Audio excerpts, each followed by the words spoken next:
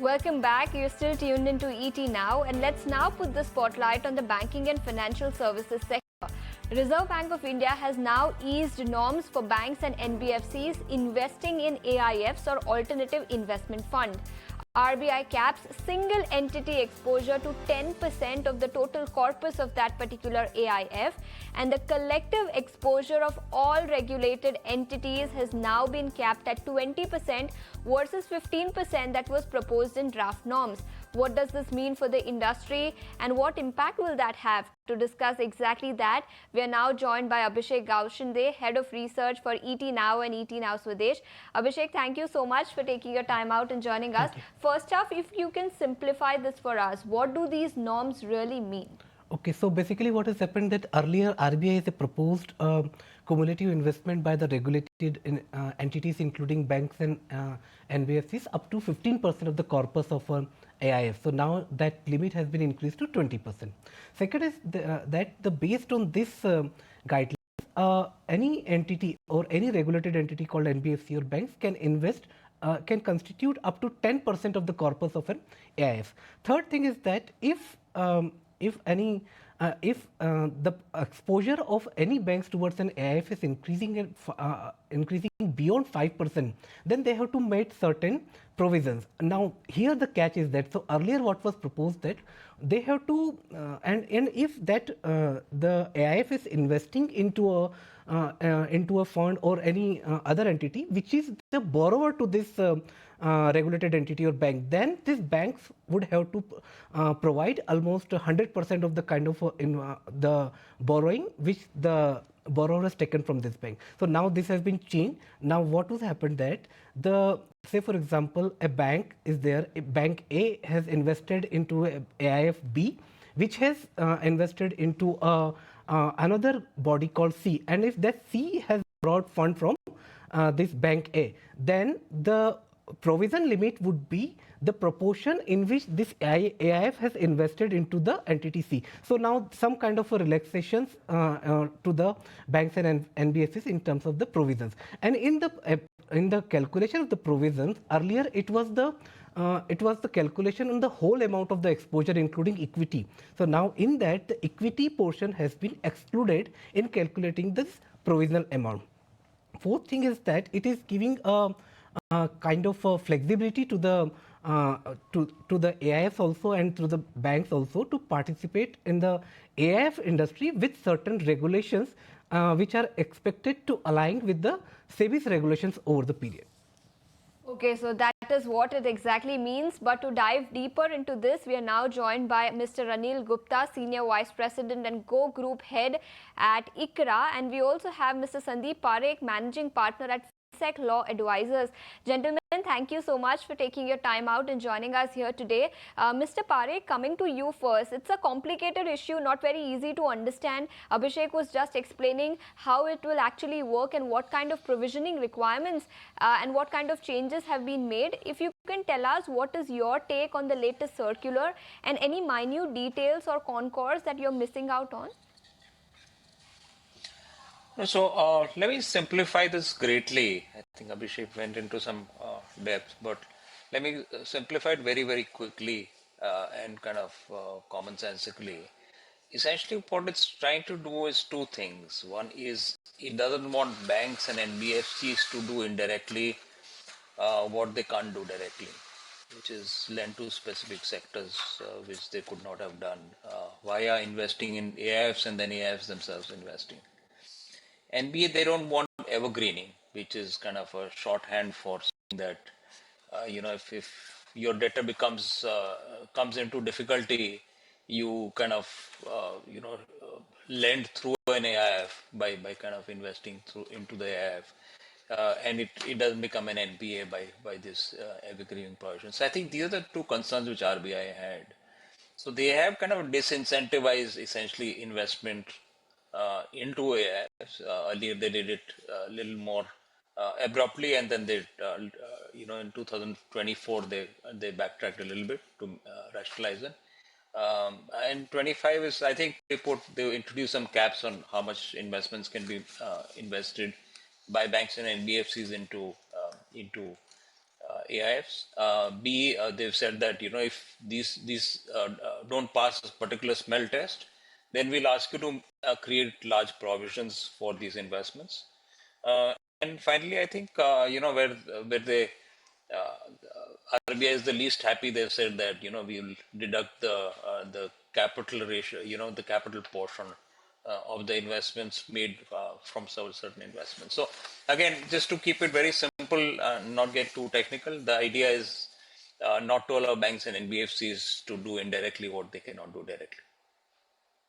That point completely. Mr. Gupta, coming to you then, if you have had conversations with the industry, with the AIF industry and also the BFSI sector, what has their response been, and are they seeking any change in limit in contrast to what has been proposed yesterday in the circular? So I'll go back to maybe the initial circular which was issued in December 2023.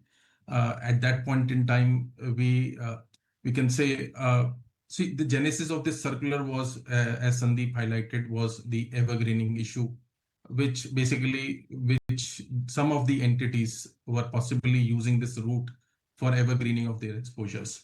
So what RBI intent is, basically what is an NPA in regulated entity should also be an NPA irrespective of the color of the asset, whether it is an AIF investment or a loan book. So while this overall issue is not maybe very big in relation to the total AIF size of the industry, let's say AIF size for the industry is almost like 5.5 lakh crores. Or let's say when we look at the total investments by the regulated entities will not be more than 20,000 crores. So at a overall level, it may not be a very sizable problem. Maybe 3% of the total AIF investments are contributed by possibly the regulated entities. However, the challenge was that for some of the entities, it was a larger portion of their maybe a total asset book or maybe the net worth. So what was being done by few entities because of which this circular came was maybe the genesis is the wholesale exposures, maybe during maybe the COVID era crisis, when you restructured these loans by giving out moratorium. Even after moratorium, when these loans were not maybe paid off, you transferred it to an AIF structure where, because the NPA classification norms don't apply, you value them on a maybe a NAV which is declared by the AIF. So it does not then attract a provisioning requirement. Now, this was something which got the attention of the regulator. And as Sandeep highlighted, that possibly it was maybe one time strong reaction which said that, okay, you provision entire 100% of your investments in the AIF. Now, the new regulations which have been notified yesterday, basically these are more practical, which says that, okay, you make a provision only to the extent of your share of investment in the AIF. If you are holding only 10% of the AIF corpus, then make a provision only to the extent of 10% of the exposure which AIF has. So that's the broad, maybe I'll give you with some number. Let's say if let's say an AIF of 100 crores has invested into a company, let's say 20 crores has been invested, right? Which is 20%, right? And the regulated entity has 10% share in or 10 crores in the AIF. Then you go and make a provision of 2 crores on your 10 crore investment, not entire 10 crore provisioning. So that is what the intent. And I think it is more practical approach rather than maybe a kind of what we can say in the hindsight, a knee-jerk approach to make 100% provision.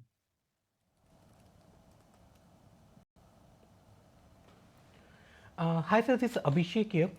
So first of all, if you can explain that there are certain exemptions have been given to certain kind of AIFs. So what are they, if you can explain them? Sure. So there are certain sovereign funds which are also in the nature of AIFs, right? So we have NIF, right, which is a fund, AIF, right? So if the investments are going into certain category of funds which are strategically important for the government, for the infrastructure development, possibly those are the investments which possibly will not be maybe requiring such provisions or will be out of the purview of the circular which has been notified. Do you think, sir, that this kind of tightening of regulations will have some kind of impact on the fundraising activity of this AIF? So as I mentioned, maybe the at an overall industry level, maybe the regulated entities will not be contributing more than maybe 3%, 4% at max into these AIF corpus. So that is our maybe broad estimate, because even when this provisioning requirement kicked in December 2023, and the provisions were taken across by banks, NBFCs, the provisions didn't went up significantly, maybe across the industry. Maybe it was high for few individual entities because their exposures was high. But at an overall industry level, it is not a very material contributor to the corpus of AIFs. So unlikely it will have a negative impact, but definitely should have a positive impact given the clarity on the maybe the thresholds which the industry can now put. In fact, it says that if it is the corpus contribution is less than 5%, then this provisioning requirement does not kick in. And only beyond when you are more than 5% into the AIF corpus, these provisioning requirement kick in. Here just I would like to speak with Mr. Sandeep sir. Sir, you has initially said that this kind of regulations are basically disincentivize the investment in the AIF and all these things. So basically, how do you see the overall AIF industry in perspective of the regulation? AIF industry is expected to reach by around 100 lakh crore by 2030. So do you think that this kind of regulations will emerge as a barrier for the in front of the AIF to grow from here, or do you think that because of this kind of regulations, the transparency will come in the overall industry and they will enter into the next trajectory of the growth, as we have seen in the case of mutual funds around 10-15 years back? So I think just to put the principle first, all laws impose a cost on the honest people as well, right? So certainly it will impact the people who try to circumvent the law, but it will also hurt people who had genuine investments in AIF. So there will be some impact. But like my previous speaker said, I think statistically it's not a significant number in terms of banks and NBFCs investing in AIF. So it's not likely to have a big adverse impact. In specific cases, yes, it could impact fundraising to some extent, but overall may not be very significant, and certainly it will curb the misuse which was happening, which is in fact, from what I hear, SEBI itself had reported to SEBI that there is some misuse happening. So I think it's an interregulatory decision they've taken, and it's certainly in good spirit. It was too restrictive in 2023, but I think 24 they kind of liberalized it to exclude, for instance, equity investments, because that was not the purpose of the evergreening restriction. So I think they have kind of rationalized it. Whether it will impact overall flows, my guess is not, but certainly it will impact some honest flows for sure.